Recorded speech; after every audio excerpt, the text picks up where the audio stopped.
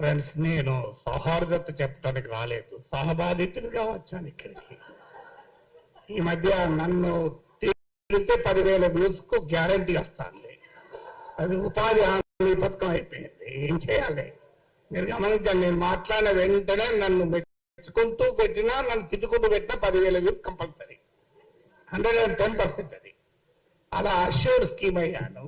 కానీ ఇక్కడ మహిళా జర్నలిస్ట్ లో నేను నిజంగా మిమ్మల్ని మహిళా జర్నలిస్ట్ అనం, మీరు జర్నలిస్టులు అంటే మీరేం ప్రత్యేకంగా మహిళా జర్నలిస్టులు పురుష జర్నలిస్టులు ఉండరు. జర్నలిజం ఇది జర్నలిజం. అయితే మా మీద దాడిని భరించగలుగుతాం, మీ మీద దాడిని మేమే భరించలేము. అందులో మీరు భరించి ఇంత ధైర్యంగా మాట్లాడుతున్నారంటే మొదటి విజయం మనం సాధించినట్లే. ఎందుకంటే ఎందుకని వాళ్ళు ట్రోలింగ్ చేస్తున్నాడు? ఒక తులసి, ఒక వనజ, ఒక విప్లవశ్రీ, ఒక ఆస్మ, ఒక శ్రీనిధి ఇక మాట్లాడొద్దు అనేది వాడి ఉద్దేశం. మేము బహిరంగ గట్టిక బిగ్గరగా మాట్లాడతాం, ఏం చేసుకుంటో చేసుకోపో అన్నాం. సో ఇది మొదటి విజయం. ఇప్పుడు మనం చర్చించాల్సింది what is to be done. ఏం చేయాలి? ఏం చేయాలంటే ఇంకా బిగ్గరగా మాట్లాడాలి. ఇది మొదటిది. ఎంత బిగ్గరగా మాట్లాడాలి? వాడు నిలబడేలా మాట్లాడాలి. ఎంతకాలం మాట్లాడుతుందా ట్రోలింగ్ చేస్తాడు, ఎప్పుడోసారి ఓపిక నశిస్తాడు కదా. ఫార్చునేట్లీ మనలాంటి వాళ్ళు పెరుగుతున్న కొద్దీ వాడికి టైం కూడా సరిపోదు, డిస్ట్రిబ్యూట్ అవుతుంది. క్షేత్రగణితం, మెన్సురేషన్. నలుగురు ఉన్నప్పుడు వాళ్ళందరూ నలుగురు మీద పడతారు. 40 మంది అయితే 40 మంది మీద పడతారు. 400 అయ్యారనుకోండి, మనం డిస్ట్రిబ్యూట్ అయిపోయి మన మీద ఆడు తగ్గుతుంది. అందువల్ల మనం మరింత ఎక్కువ మందిని సృష్టించే పని మనం చేయాలి. అందుకు మీరు నిజంగా మిమ్మల్ని అభినందిస్తున్నాం, ఎందుకంటే మీరు ధైర్యంగా ఉండడం. డిఆర్ మంకేకర్ అనే గొప్ప సంపాదకులు నో మై సన్ నెవర్ అని జర్నలిజంలోకి వచ్చే కొడుకును ఉద్దేశించి ఆ రోజుల్లో బుక్ రాశాడు. కానీ ఆ రోజుల్లో జర్నలిస్టుల స్థితిగతుల గురించి ఆలోచించి రాశాడు, ఈ ట్రోలింగ్ కాదు. సో ఈ రోజు ట్రోలింగ్ చూసి కూడా నో మై డాటర్ నెవర్ అనే దశ వచ్చింది. ఎస్ మై సిస్టర్ ఆల్వేస్ అని చెప్పాలి. అలా మనము వందలాది మంది జర్నలిస్టులను తయారు చేయడం వల్ల ట్రోలింగ్ ను ఆపడం కాదు, ట్రోలింగ్ విల్ బికమ్ కాస్ట్లీ.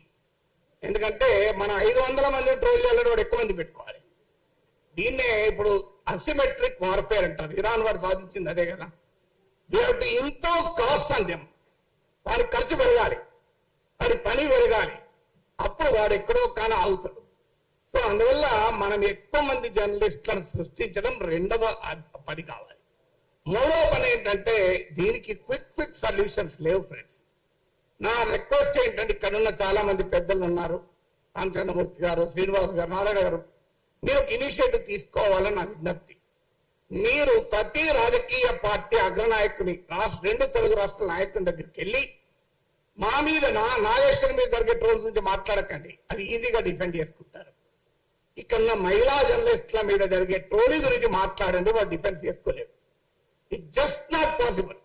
ఇప్పుడు ఇక్కడ వాళ్ళ మీద జరిగిన దాడిని వాడు సభ్య సమాజం ఎవడు డిఫెండ్ చేసుకోలేడు.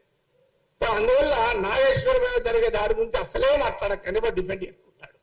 సో అందువల్ల మహిళా జర్నలిస్టుల పైన దాడిని ఇలాంటి పోస్టర్లు తీసుకెళ్లి చూపెట్టి ఇది మీ వాళ్ళు చేస్తున్నారు, ఇలా నేను కొన్ని తీసుకెళ్లి పంపించాను. అప్పుడు వాళ్ళు ఏమన్నారంటే సార్ మా పార్టీ వాళ్ళు కాదు, మా పార్టీ మీద వ్యతిరేకత రావడానికి మా ప్రత్యర్థులే మీ పైన ఇలా ఎలాక్ట్ చేస్తున్నారని చెప్పారు. అది కూడా జరుగుతుంది వాస్తవం, కొంత లేదని కాదు, అదో 10% ఉంటుంది. సో అందువల్ల అన్ని రాజకీయ పార్టీలు, 2 తెలుగు రాష్ట్రాల్లో ఉన్న రాజకీయ పార్టీల నాయకులు, తెలంగాణ వాళ్ళు, ఆంధ్రప్రదేశ్ నాయకులు హైదరాబాద్ లో ఉంటారు వీకెండ్ కనుక కలవడం కూడా సులభమే. అందరినీ కలిసి ఇంకో ఉమెన్ జర్నలిస్టుల పైన ఇలా ట్రోల్ చేస్తున్నారు. ఇది శాంపుల్ మాత్రమే, మీరేమంటారు అని అడగాలి. ఇది మొదటిగా మనము చేయాల్సిన మొదటి పని. ఇది అన్ని పార్టీలు తరతమ తేడా లేకుండా అన్ని రాజకీయ పార్టీలను కలవాలి. ఆ తర్వాత ఏం చేయాలి? 4వ సొల్యూషన్, ఇలాంటి ఒక రౌండ్ టేబుల్ పెట్టి అన్ని పార్టీల నాయకులను పిలిచి వాళ్ళ ముందర చర్చ పెట్టాలి. సో వాళ్ళు ఎంత లోపల ఈ పని చేయించినా బయట వచ్చి సమర్థించుకోరు, ఇంపాసిబుల్. ఇంకా మన సమాజం అంతా అనాగరికంగా కాలే, ఇంకో 10 ఏళ్ళు పడుతుంది. ఇలాంటి వ్యవస్థ ఇట్లే కొనసాగుతూ 10 ఏళ్ల తర్వాత బహిరంగ కూడా సమర్థించుకుంటారు. మీరు కనుక రాజకీయ పార్టీల ప్రతినిధులను పిలిచి కూర్చుండబెట్టి ఇందులో ఇప్పుడు కొంతమంది కేస్ స్టడీ చెప్పారు. అస్మా విప్లవశ్రీ వీళ్ళ కేస్ స్టడీస్ ముందు పెట్టాలి. మీరు ఏమంటారు చెప్పండి. So what will you do? మీరు ఆన్సర్ చెప్పండి అని చెప్పి ఆ రాజకీయ పార్టీలను పబ్లిక్ గా నిలదీయాలి. ఎందుకంటే ఇది ట్రోలింగ్ అనేది రెండు అనేక లేయర్స్ లో జరుగుతుంది. ఒక అతిపెద్ద లేయర్ పొలిటికల్ పార్టీల ట్రోల్ ఫ్యాక్టరీనే. దాన్ని మనం ఈజీగా ఎదుర్కోవచ్చు. వాళ్ళకి పోయే కాలం దాపురించింది కనుకనే మహిళలతో పెట్టుకున్నారు. పురుషులతో పెట్టుకుంటే వాడు ఎక్కువ విజయం సస్టైన్ చేయగలడు, మహిళలతో పెట్టుకుంటే సస్టైన్ చేయలేరు. ఎందుకంటే ఇప్పటికీ మన సమాజంలో ఎక్కడో ఒక చోట మహిళను అనాలి అంటే, ఉమెన్ అనాలంటే మొహమాటం అడ్డం వస్తుంది. బహిరంగంగా అనాలి. అనానిమస్ గా ఉన్నప్పుడు ఏమన్నా మాట్లాడతాడు, వాడు ప్యాట్రియార్కీ అంటే అప్పుడే బయటపడుతుంది. కానీ పబ్లిక్ గా ఉన్నప్పుడు బయటపడాలంటే కష్టపడతాయి. ప్రైవేట్ గా ఉన్నప్పుడు వాడి ప్యాట్రియార్కీ బయటపడుతుంది, వాడి కుల పిచ్చి బయటపడుతుంది, అన్ని బయటపడుతుంది. కానీ పబ్లిక్ గా ఉన్నప్పుడు అవన్నీ దాచుకొని నటిస్తాడు కనుక ఆ నట సార్వభౌములుగా అవతారం ఎత్తిన సమయంలో వాళ్ళని నిలదీయాలి. మీరు ఏం చెప్తారు చెప్పండి, ఇగో ఇలా ట్రోల్ చేస్తున్నారు. అది నెక్స్ట్. తర్వాత లీగల్ బ్యాటిల్ నాకు పెద్దగా నమ్మకం లేదు. ఎందుకంటే నేను 2023లో కేసు పెట్టాను. ఇప్పటికీ కేసు ఏమీ కాలేదు. నా సమయం వృధా అవుతుంది. అందువల్ల ఆ కేసుల వల్ల ఏమీ ప్రయోజనం లేదు. నేను పోతే ఏమన్నారు కదా, ముఖ్యమంత్రి పైన ట్రోలింగ్ ఉండదు సార్, మిమ్మల్ని ఏం చెప్తాను. సో అందువల్ల ఐ హావ్ నో బిలీఫ్. చెయ్యొద్దని అంటలేడు, కానీ ఐ హావ్ నో బిలీఫ్. ఇంకోటి చెప్తాను. ఈ మధ్య నా గురించి 2 టీవీ ఛానల్ పెద్ద డిబేట్లు పెట్టి, సో ఆన్లైన్ లో సోషల్ మీడియాలో ఎంత బూతులు తిరుగుతారో టీవీలో కూడా బూతులు తిట్టారు. ఇంకా దాన్ని 2 టీవీ ఛానళ్ళు. ఒక టీవీ ఛానల్లో యాంకర్ ఆపాడు, ఇంకో టీవీ ఛానల్ యాంకర్ ప్రోత్సహించాడు.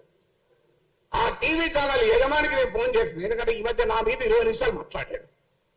20 నిమిషాలు ఆయన పాపులర్ కామెంటరీలో నా గురించే మాట్లాడాడు, దేశంలో ఏ సమస్య లేనట్టు.